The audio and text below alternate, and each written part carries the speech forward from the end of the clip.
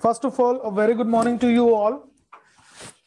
अब हमारा इस चैप्टर के अंदर मेरे प्यारे प्यारे बच्चों दो मेजर टॉपिक्स बच गए हैं।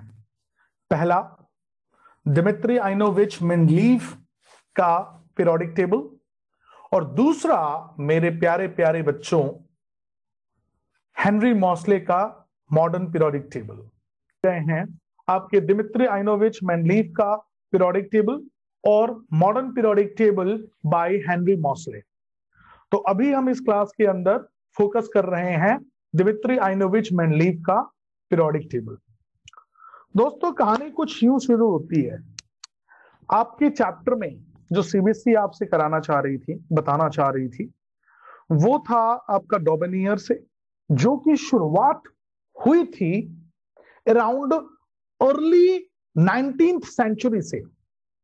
बात आगे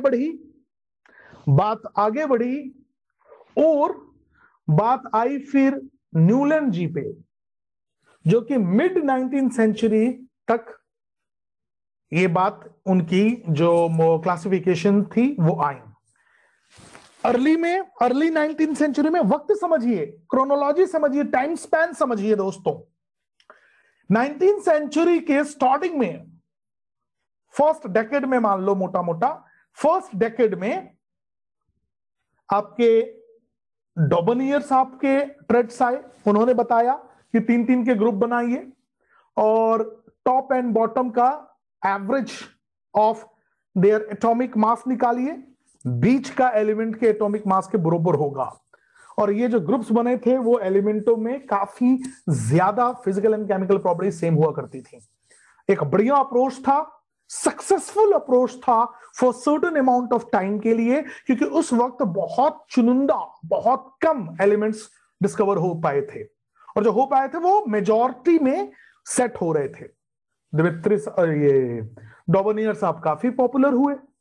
फिर वक्त आया, चूंकि एलिमेंट्स रोजाना डिस्कवर हो रहे थे। रोजाना का मतलब ये नहीं कि आज मंडे है तो ट्यूसडे को एक नया आ जाएगा। रोजाना का मतलब काफी रफ्तार में एलिमेंट्स डिस्कवर हो रहे थे और फिर फेलियर आ गया, क्योंकि वो अब सेट नहीं हो रहे थे जो बाकी एलिमेंट्स जब आ रहे थे। फिर हमारे न्यूलैंड जी आए, उन्होंने अपना लॉ ऑफ ऑक्टेव्स दिया। ठीक है, कि पहला एलिमेंट और 8वां एलिमेंट दोनों सेम मिलेंगे, उनकी physical properties and chemical properties जो हमने देखा। इस वक्त टाइम स्पैन पे इस वक्त दोस्तों हो रहा था मिडल ऑफ द, कुछ हद तक middle of the 19th century, अर्थात 50s के दशक की बात चल रही है। 1850 याद है, इंडिया का सबसे पहला रिवॉल्ट जो कि तहलका मचा दिया था इंडियन हिस्ट्री में, वो था 1857 की बात। उस जमाने में, मंगल पांडे के जमाने में दोस्तों, जॉन न्यूलैंड साहब का दौर था। ऐसे समझो हिस्ट्री के मुताबिक मंगल पांडे साहब जो थे, जिन्होंने रेवोल्यूशन का एक मेजर, उनको वो कंट्रीब्यूट दिया जाता है, उनको उनकी कंट्रीब्यूशन को सहारा जाता है कि उन्होंने बुनियादी स्तर पे रिवॉल्ट स्टार्ट कर दिया था। और वही आग लगी थी 1857 से, जो कि 1947 अराउंड 90 साल के बाद हमको आजादी मिली। इतना समय लग गया। तो वो जो दौर था 1857 का दोस्तों, वो था दौर जॉन न्यूलैंड जी का, उस वक्त का दौर। अब आपको शायद टाइमलाइन समझ में आ रही होगी। और याद रखिएगा 1600 दशक के समय, 1600 दशक के समय दोस्तों, ईस्ट इंडिया कंपनी ने इंडिया में कदम रखा था। पहला कंपनी उन्होंने स्टैब्लिश किया था। अंग्रेज आ चुके थे भारत में 1600 से 1947 तक। 17, 18, 19 और 47, 3 साल कम, 350 साल तक उन्होंने राज किया अपने पे। और इंडिया अभी 75-80 के उम्र में हो रही है अभी आजादी के बाद। खैर वो मुद्दे में नहीं जाएंगे, टाइमलाइन समझाने पे इसलिए मैं आपको ये सब बता रहा हूं। रेलेवेंट नहीं है, लेकिन कम से कम आपको मालूम चले कि किस दशकों की बात हो रही है, तो थोड़ा कनेक्ट कर पाओगे। खाली इंडियन हिस्ट्री और यूरोपियन हिस्ट्री पढ़ते हो, थोड़ा साइंटिफिक हिस्ट्री भी जान लो कि उस दौर में ये चीजें हो रही थी। 1600 में तो डोबनियर साहब पैदा ही नहीं हुए थे, समझ रहे हो आप लोग। तो उस वक्त क्लासिफिकेशन के कुछ सोचा ही जा रहा होगा, और सोचा भी गया होगा तो अभी हिस्ट्री में नोन नहीं है, और नोन होता तो आप लोग पढ़ रहे होते उनके बारे में। तो वो है टाइमलाइन दोस्तों। तो अभी तक हम कहां तक पहुंचे हैं, डोबनियर और जॉन न्यूलैंड। तो जॉन न्यूलैंड साहब जो थे वो हमारे क्रांतिकारी वाले समय में 1850s के दशक में उन्होंने अपना पीरियोडिक टेबल उन्होंने प्रपोज किया था। काफी लोगों ने और साइंटिफिक कम्युनिटी ने उसको एक्सेप्ट किया, और लॉजिकली काफी सही थे।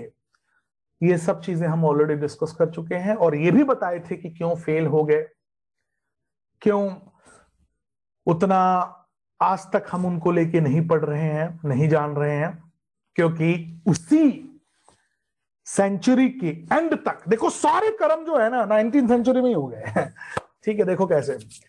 एक साइंटिस्ट आए, नाम दिमित्री आइनोविच मेंडलीव।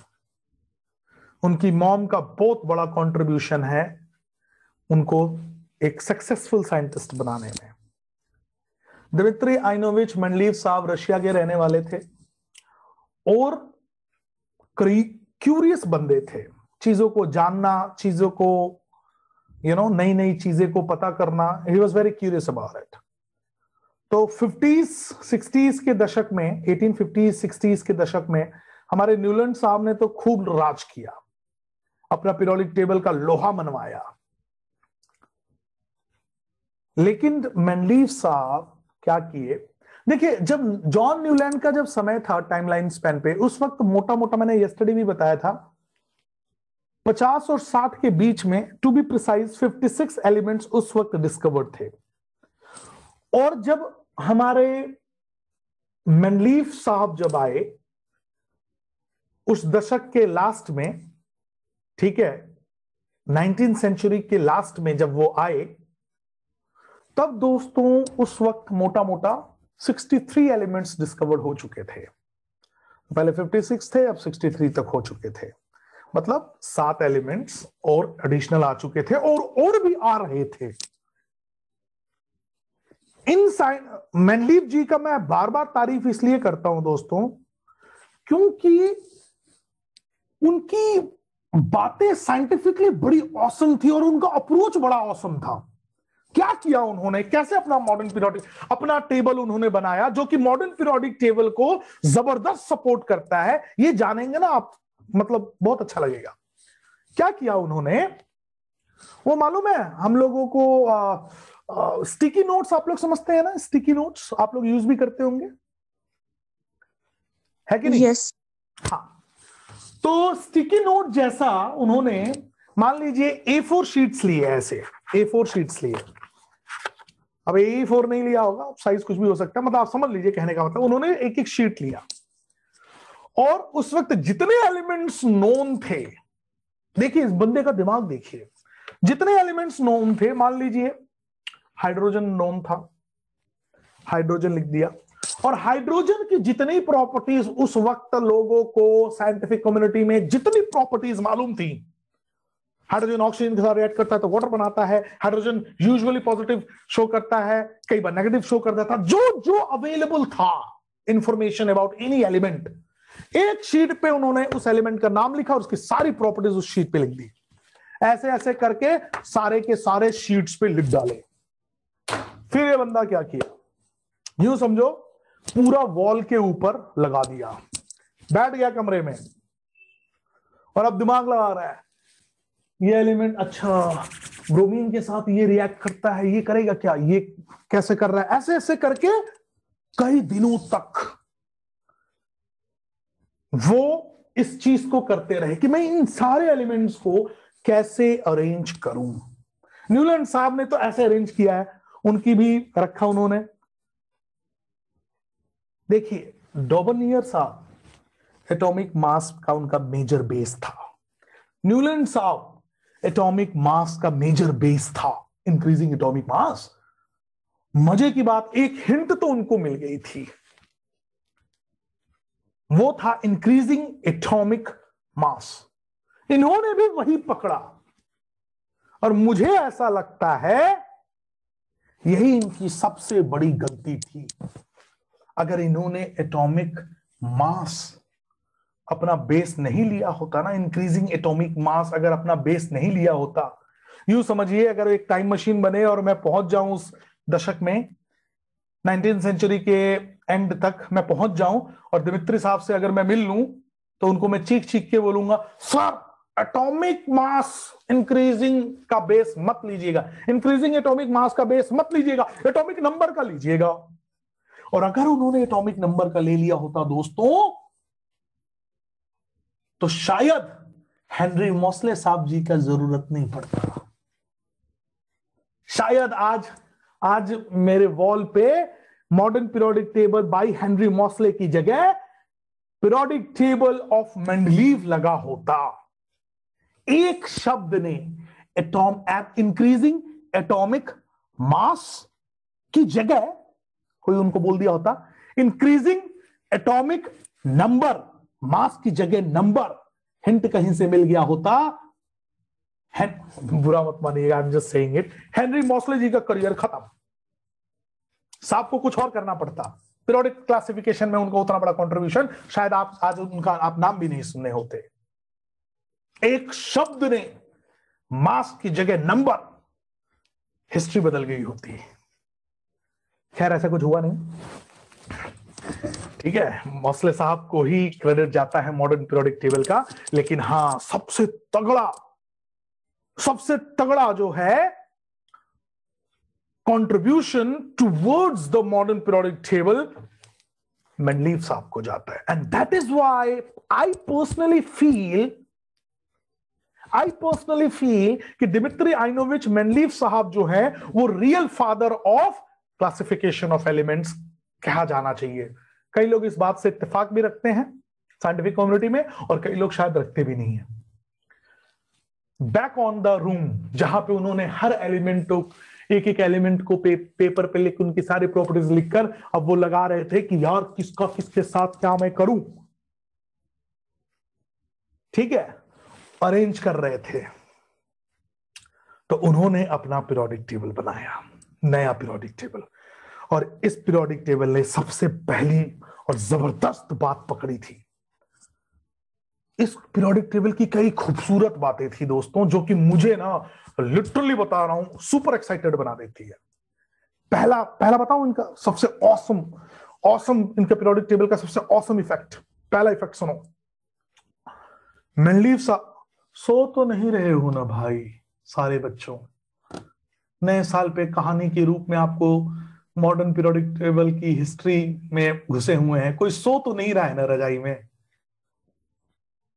बोरिंग तो नहीं लग रही है बच्चों? बोर तो नहीं कर नो रहे सर, हो कोई ना? नहीं सो रहा। No sir. बच्चों बोर तो नहीं हो रहे हो ना मेरी स्टोरी सुनकर? आई मीन नो मेरे सर। द्वारा स्टोरी सुनकर बोर तो नहीं हो रहे? इमेजिन कीजिए दोस्तों, एक बंदा आता है और वो बोलता है अच्छा 63 एलिमेंट्स नोन है, ये लो मैं बताता हूं, मैं भविष्यवाणी करता हूं कि आगे चल के एक एलिमेंट डिस्कवर होगा और उस एलिमेंट की अप्रोक्सीमेटली एटॉमिक मास इतनी होगी, वो एलिमेंट इलेक्ट्रॉन गिवर होगा, वो एलिमेंट फला फला एलिमेंटों के साथ रिएक्ट करके फला फला कंपाउंड बनाएगा। प्रिडिक्शन देखो, गुड मॉर्निंग, प्रिडिक्शन देखो दोस्तों, इस बंदे ने भविष्यवाणी कर दी। इतना तो आदमी नहीं बता सकता किसी भी चीज के बारे में। वो जो होते हैं ना न्यूमरोलॉजिस्ट होते हैं और वो जो एस्ट्रोलॉजिस्ट होते हैं, इतनी भविष्यवाणी तो वो नहीं कर पाते। अब इमेजिन करो ना, दीक्षित ने अपने पंडित को दिखाया और पंडित बोला दीक्षित सन 2030 में तेरा एक बेटा पैदा होगा, वो बेटा दिखने में बहुत सुंदर होगा, स्मार्ट तो सुपर होगा, और वो जीनियस इतना तगड़ा होगा कि वो दुनिया बदलने वाला कुछ एक ऐसा इन्वेंशन करेगा। वो इन्वेंशन साइंस के, फिजिक्स के फील्ड में होगा और उस फील्ड की वजह से ये चीजें हो जाएंगी। दीक्षित खुश? और भाई इतना एक लेवल की फेंकना भाई, एक लेवल की बकलोली कर, एक लेवल की भविष्यवाणी कर। इस टाइप की भविष्यवाणी की थी हमारे मेंडलीव साहब ने। उन्होंने अपने पीरियोडिक टेबल के अंदर खाली स्पेसेस छोड़ दिए और उस खाली स्पेस पे उन्होंने बताया कि यहां पे इस प्रकार का एलिमेंट आएगा भविष्य में, जो यहां पे जो डिस्कवर होगा वो यहां पे आके फिट बैठेगा मेरे पीरियोडिक टेबल के अंदर, और उसकी ये प्रॉपर्टीज होंगी। जैसे दीक्षित साहब के पंडित ने बोला आपका बेटा ये करेगा। इतनी बड़ी भविष्यवाणी तो एस्ट्रोलॉजर्स नहीं करते हैं। वो बोलते थे हाँ 2035 तक शादी हो जाएगी, 36-37 तक तू बेटा भी पैदा कर लेगा, ला गुड़ी दक्षिणा दे, खुशी खुशी दे देते हैं। लेकिन इतनी लंबी लंबी थोड़ी, क्वांटम मैकेनिक्स में आपका बेटा ना ये करने वाला जिसकी वजह से ना ट्रैवलिंग साइंस बदल जाएगी, आगे चल के इसी के बेस पे टाइम मशीन बनेगी। दीक्षित सुपर खुश। दीक्षित भाई पकड़ रहा है बात को, मैं क्या कहने की कोशिश कर रहा हूं? एक नॉर्मल भविष्यवाणी होती है, एक बहुत लंबी चौड़ी भविष्यवाणी होती है। मेंडलीव साहब कुछ इस प्रकार की भविष्यवाणी कर दी है और ये भविष्यवाणी सही हुई। एग्जाम्पल के रूप में बताता हूं। उन्होंने बताया, देखो रशिया का ना इंडिया के साथ ना बड़ा पुराना रिश्ता है। दिमित्री साहब ने संस्कृत से एक वर्ड उठाया था, एका। एका एका का मतलब होता है वन। और उन्होंने एक एग्जाम्पल के रूप में मैं आपको बताता हूं। जैसे मान लीजिए एक एलिमेंट ले लीजिए, शायद मैं एलिमेंट के नाम लेकर अगर आपको बताऊं तो शायद आप पकड़ भी लें। मान लीजिए दोस्तों स्क्रॉन्टियम एलिमेंट है। स्क्रॉन्टियम हमारे मेंडलीव साहब के जमाने में नहीं आया था, वो बाद में डिस्कवर हुआ। लेकिन मेंडलीव साहब ने स्क्रॉन्टियम के बारे में एक बात कह दी कि स्क्रॉन्टियम का काफी हद तक प्रॉपर्टीज बोरॉन के साथ मैच करेगा। इसलिए स्क्रॉन्टियम का जो खाली स्पेस था ना, मतलब एलिमेंट तो मतलब उनके पीरियोडिक टेबल में स्क्रॉन्टियम की एक जगह उन्होंने खाली छोड़ दी कि यहां पे एक एलिमेंट आएगा जिसकी ये प्रॉपर्टीज होंगी, और उस एलिमेंट का नाम उन्होंने सूडोनॉम, फॉल्स नाम ऐसे दे दिया, XYZW ये सब नहीं दिया, उन्होंने बोल दिया एका बोरॉन। वैसे उन्होंने एक और एलिमेंट के बारे में बोल दिया, जैसे गैलियम है, कि आगे चल के गैलियम डिस्कवर होने वाला है। गैलियम उन्होंने नाम यूज नहीं किया, उन्होंने बोल दिया एका एल्यूमिनियम। और फिर आगे चल के गैलियम डिस्कवर हुआ और एका एल्यूमिनियम की जगह लिया उसने, क्योंकि एल्यूमिनियम से काफी मैच कर रहा था उसकी प्रॉपर्टीज। तो आप लोग मेरी बात समझ रहे हैं किस प्रकार से दोस्तों ऐसे ऐसे करके कई सारे उन्होंने भविष्यवाणी कर दी। अब सोचने वाली बात है, वहां न्यूलैंड साहब के पास नए एलिमेंट्स आ रहे थे तो वो फिट नहीं कर पा रहे थे। डॉबनियर साहब फिट ही नहीं हो रहे थे, इसलिए फेल हो गए दोनों लोग। और ये बंदा उसी दशकों में आके, उसी सेंचुरी में आके भविष्यवाणी करता है कि फला एलिमेंट आके यहां आ जाएगा, उसकी फला फला प्रॉपर्टीज होंगी, और ये बात सही होती है। इंटरेस्टिंग चीज नहीं है? आज तक किसी ने नहीं किया। इंटरेस्टिंग चीज नहीं है दीक्षित साहब? अब लगा इंटरेस्टिंग? इतनी तगड़ी भविष्यवाणी। खूबसूरती of Mendeleev periodic table, point number 1। Point number 2 सुनिए। पॉइंट नंबर 2 सुनिए दोस्तों। याद करो रूम जिसमें एक एक शीट के ऊपर उन्होंने लिख के पूरा अरेंज किया हुआ था। तो उन्होंने क्या किया, अब ध्यान देना। और इस चीज ने आगे चल के मेरे प्यारे प्यारे बच्चों, इस चीज ने मॉडर्न पीरियोडिक टेबल का फाउंडेशन रखा। उन्होंने ग्रुप्स और पीरियड का कॉन्सेप्ट दिया। तुम ग्राफ में बोलते हो ना x axis and y axis, कुछ यूं समझो। उन्होंने, एक बार मैं आप लोगों को इनका टेबल भी दिखा देता हूं, शायद और अच्छी तरह समझ में आए, वरना मैं ओरली बोलता रह जाऊं। ये टेबल देख पा रहे हैं, मेंडलीव साहब का ये टेबल है। मेंडलीव साहब ने, दिमित्री आइनोविच मेंडलीव जी ने एक कॉन्सेप्ट इंट्रोड्यूस कर दिया था, वो था ग्रुप और पीरियड का कॉन्सेप्ट। उन्होंने 8 ग्रुप्स लिए, 1 2 3 4 5 6 7 8, जिसे आप लोग ना कॉलम कहते हो दीक्षित, आप कॉलम बोलते हैं ना इसको, ये वाली चीजें 1 कॉलम 2 कॉलम 3 कॉलम 4 कॉलम, ये कॉलम्स कहा जाता है। तो हमारे जो मेंडलीव साहब थे, इन्होंने इसका नाम ग्रुप दिया, ग्रुप बाय पीरियड।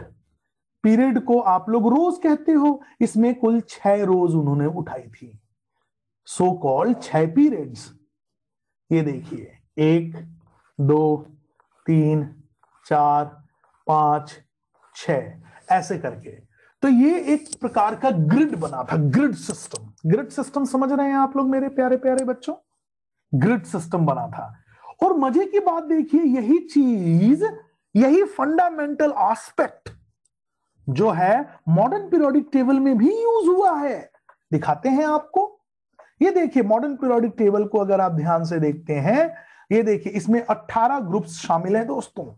इसमें 18 ग्रुप्स, कहां गया पेन भाई? इसमें 18 ग्रुप्स हैं, 1 2 3 4 5 6 7, ये ग्रुप्स देखिए 18 तक जाएंगे, 13 14, ये देखो ना, 8 9 10 11 12 13 14 15 16 17 18, इसको जिसे आप लोग कॉलम कहते हैं, सो कॉल्ड ग्रुप। ये कहां से आया? इनिशियली मेंडलीव जी को मेजर जाता है, उसके बाद दोस्तों ये देखिए इसमें पीरियड्स भी शामिल हैं, इसमें 7 पीरियड शामिल हैं। मेंडलीव साहब का अगर हम देखें, काफी मिलता जुलता नजर आता है। 7 इसमें आपके पीरियड्स हैं, sorry I beg your pardon, 6 periods इसमें है और 8 ग्रुप्स इसमें है। तो ग्रुप और पीरियड का कॉन्सेप्ट, या यूं समझिए ग्रिड सिस्टम की मदद से हमारे मेंडलीव साहब ने, हमारे मेंडलीव जी ने एलिमेंट्स को डिस्कवर उस वक्त जितने भी हुए थे इसके अंदर फिट किए। समझ में आ रहा है कि नहीं आ रहा है? और उन्होंने ऑक्साइड्स और हाइड्राइड्स, सो कॉल्ड, ये क्या दिखा रहे हैं कि मेरे प्यारे प्यारे बच्चों, कि ये एलिमेंट्स इनके साथ रिएक्ट कर रहे हैं तो ऑक्साइड्स और हाइड्राइड्स बना रहे हैं, अर्थात ये उन्होंने केमिकल प्रॉपर्टीज का बेस लिया। और एक मेजर उन्होंने एक स्टफ लिया था जिसे कहते हैं इंक्रीजिंग एटॉमिक मास का उन्होंने बेस बनाया और केमिकल प्रॉपर्टीज का बेस बनाया, और लग गए वो अपने रूम में जितने भी पेजेस के ऊपर एलिमेंट्स लिखे थे उनको फिट करने में। कई जगहों पे, जैसे ये देखिए स्क्रॉन्टियम, इसकी प्रॉपर्टी बोरॉन के साथ मैचअप करने लगी। गैलियम, इसकी properties if I am not wrong aluminium के साथ रिएक्ट करने लगी। यहां पे उन्होंने खाली स्पेस छोड़ दिया और यहां पे बताया कि यहां पे आगे चल के एलिमेंट डिस्कवर होने वाले हैं और उनकी प्रॉपर्टीज फला फला होंगी। पॉइंट नंबर 1 था जो हमने डिस्कस किया। पॉइंट नंबर 2 आपके पीरियड्स और ग्रुप्स के बारे में डिस्कस किया, जो कि आगे चल के मॉडर्न पीरियोडिक टेबल का फाउंडेशन रखा। बच्चों, मेरे प्यारे प्यारे बच्चों, आप लोगों को ये चीजें समझ में आ रही हैं?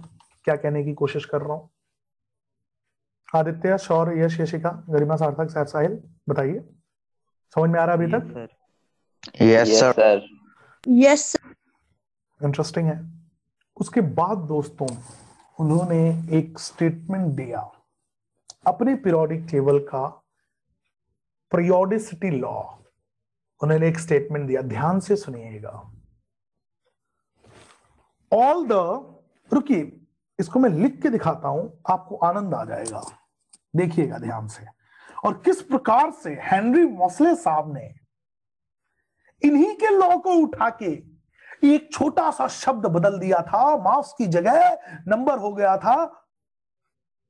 और आज हमारे घरों में, आपके स्टडी रूम में मेंडलीव साहब की पीरियोडिक टेबल नहीं लगा हुआ है, मॉसले साहब का लगा हुआ है। उसी ने एक छोटे से शब्द ने इतना कुछ बदल दिया था। अभी आते हैं उस पे, जरा देखिए इस खूबसूरती, स्टेटमेंट की खूबसूरती देखिए दोस्तों। आप लोगों को भी लगेगा हाँ यार डीपी सर तो बढ़िया बता रहे हैं, इस बारे में मजा आ रहा है। देखिएगा, थोड़ा ध्यान दीजिएगा, बाकी कोशिश करते हैं अच्छा लिखने की। पीरियोडिक लॉ उन्होंने क्या बोला, the properties of elements, that is physical properties मान लो एंड केमिकल प्रॉपर्टीज मान लो, और the properties of element, that is physical and the chemical properties, are the periodic function of their increasing atomic mass। ये बोला Mauchly साहब ने। अभी हिंदी बता रहा हूं, इसकी समझा रहा हूं। मालूम है आप लोगों को हेनरी मॉसले, ये Dmitry Mendeleev, sorry I beg your pardon अगर मेरे गलती से मॉसले निकल गया होगा, तो ये हमारे दिमित्री आइनोविच मेंडलीव साहब ने अपना पीरियोडिक लॉ बोला। ठीक है, इंक्रीजिंग एटॉमिक मास, इस येलो वाले पोर्शन को जरा पकड़ना। और दूसरा पीरियोडिक लॉ सुनो, जो कि हमारे सो कॉल्ड हेनरी मॉसले साहब ने बोला। क्या बोला उन्होंने, द प्रॉपर्टीज, सुनिएगा स्टेटमेंट देखिएगा, मिलाइएगा, the properties of elements, that is physical and chemical properties, physical and chemical are the periodic function of their increasing atomic number। Chaudhary साहब, दोनों स्टेटमेंट आपको डिट्टो लग रही है सिवाय एक शब्द के। चौधरी साहब बताइए जल्दी से। Yes sir. मतलब आप सोचो, आप जरा सोचो और थोड़ा सा रियलाइज करो, इस ब्लू स्टेटमेंट में और इस येलो स्टेटमेंट में मात्र मेरे प्यारे बच्चों इस ग्रीन वर्ड का डिफरेंस है। और इसी डिफरेंस में मेंडलीव जी का नाम आप पहली बार सिर्फ एज अ हिस्ट्री में दबा हुआ सुन रहे हैं। अब इस स्टेटमेंट का हिंदी बता देता हूं, सुन लीजिए ध्यान से। इसी को कहते हैं पीरियोडिक लॉ, इसको बोलेंगे ब्लैक वाले, ये येलो वाला जो स्टेटमेंट है, पीरियोडिक लॉ बाय मेंडलीव साहब। नीचे वाला जो रेड में लिखा हुआ है इसे बोलते हैं periodic law by Henry Mauchly साहब। अब जरा इस पीरियोडिक लॉ की हिंदी मीनिंग भी समझ लीजिएगा फिर से। सारी एलिमेंटों की केमिकल और फिजिकल प्रॉपर्टी जो एक दूसरे के साथ मैच कर रही है ना मेरे टेबल के अंदर, मेंडलीव साहब कह रहे हैं मेरे टेबल के अंदर, वो उसका कारण जो है इंक्रीजिंग एटॉमिक मास है। अर्थात आप कभी भी एलिमेंटों को लेकर इंक्रीजिंग एटॉमिक मास में अगर आप अरेंज करते हैं ध्यानपूर्वक मेरे टेबल के मुताबिक, तो आपको उसमें एक अकरेंस मिलती है कि एलिमेंट आपस में काफी प्रॉपर्टीज उनकी मैचअप करती है। वो इसी वजह से करती है क्योंकि आपने इंक्रीजिंग एटॉमिक मास में आपने उसको अरेंज किया है। ऐसा वो कहना चाह रहे थे स्टेटमेंट में। क्या स्टेटमेंट सबको समझ में आई? बोलो बच्चों नाम के साथ। आदित्य, दीक्षित, हर्षित, समझ में आया? सैफ, साहिल, यश, यशिका, गरिमा, सार्थक, शौर्य, समझ में आया? यस सर, समझ में आ गया। और यही चीज 20th सेंचुरी में आके जानते कौन बोलते हैं? हेनरी मॉसले साहब कहते हैं मेरे पीरियोडिक टेबल में जो आपको एलिमेंटों की फिजिकल और केमिकल प्रॉपर्टीज एक दूसरे के साथ मैच करते हुए नजर आएगी, उसका कारण इंक्रीजिंग एटॉमिक नंबर है। मॉसले साहब नंबर बोल दिए। इंक्रीजिंग एटॉमिक नंबर में अरेंज करो पीरियोडिक टेबल के अंदर जो जो प्रॉपर्टीज एक दूसरे के साथ मैच कर रही हैं वो उसका कारण है। ये मॉसले साहब बोल गए। इंक्रीजिंग एटॉमिक मास में अगर आप अरेंज करते हैं, दिमित्री आइनोविच मेंडलीव साहब बोल गए।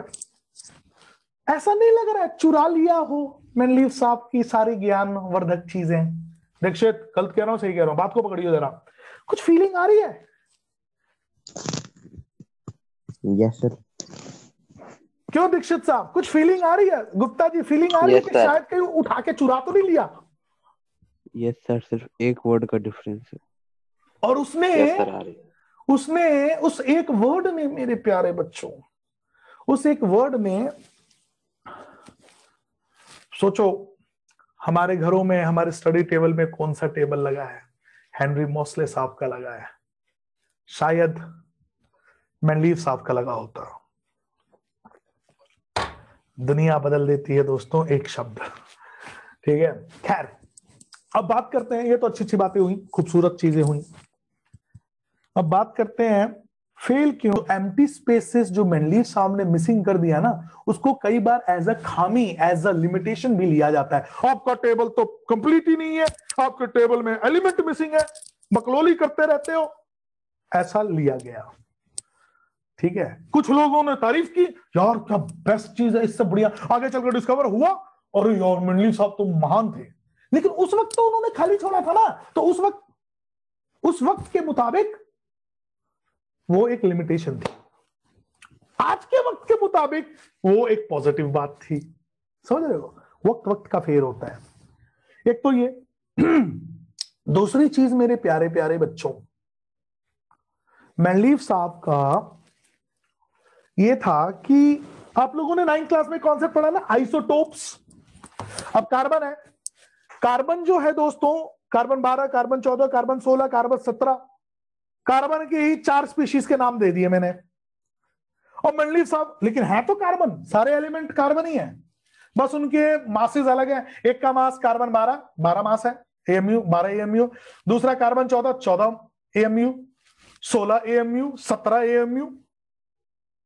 अब मैनलीव साहब ये एक्सप्लेन नहीं कर पाए ढंग से दुनिया वालों को कि कार्बनों के आइसोटोप को क्यों नहीं आपने अपने पीरियोडिक टेबल में रखा, जबकि इंक्रीजिंग एटॉमिक मास में अगर आपने लगाना ही है तो 12, 14, 16, 17, ये सब तो इंक्रीजिंग में ही है, सबको लिखो ना। कार्बन 12 अलग से लगाओ, कार्बन 14 अलग से लगाओ, कार्बन 16 अलग से लगाओ, कार्बन 17 अलग से लगाओ। लेकिन आपने तो खाली एक ही कार्बन लगाया हुआ, बोल दिया कार्बन, बाकी कार्बन को भूल गए, आप अपनी बात से मुकर रहे हैं। इसलिए he was unable to explain the concept of isotopes, that why he didn't put up those isotopes in his periodic table, because at that era of the time the isotope concept was known to the people, but Mendeleev Saab was unable to explain why he is not putting those known isotopes in his table. I have just given you people about carbon example. However, there were n number of other elements also available at that moment of time, showing multiple isotopes. He was unable to explain that. That's why modern periodic table की जरूरत महसूस होने लगी। खुद सोचिए ना, atomic number लेके चले होते तो आइसोटोप की प्रॉब्लम अपने आप दूर हो गई होती। गलत कह रहा हूं गुप्ता जी, सही कह रहा हूं? सही कह रहे हो। अब मन में एक और बात आती है कि क्यों ना यार एक टाइम मशीन बने और मैनलीव साहब से मुलाकात किया जाए। भाई एटॉमिक नंबर लेके चलियो, मास लेके मत चलियो, फिर तू हिस्ट्री में बहुत तगड़ा बंदा बन जाएगा। सही कह रहा हूं, गलत कह रहा हूं गुप्ता जी? सही है ना। इसलिए मेजर जो कारण थे, इस वजह से उनका टेबल जो है वो एज अ फेलियर काउंट हुआ। और फिर मोस्ले साहब आए, छोटा सा कमी थी उसको दूर कर दिए, और हिस्ट्री में उन्होंने अपनी नाम तगड़ा वाला कर लिया। दोस्तों, इसके बारे में हम लोग नेक्स्ट क्लास में पढ़ेंगे और भी चीजों को देखेंगे। Till then take care, God bless you. अच्छा, सभी को समझ में तो आ गया है ना? दीक्षित, देव, हर्षित, सैफ, साहिल? हाँ सर। Yes sir. पूरा हो गया। मजा आया आप लोगों को? दीक्षित, अब तो उतना बोरिंग नहीं था ना? No sir. चलो ठीक है दोस्तों, ठीक है दोस्तों, अब मुलाकात करेंगे शाम को। Till then take care, God bless you all, happy new year to you all. Same to you sir. Same to you, sir.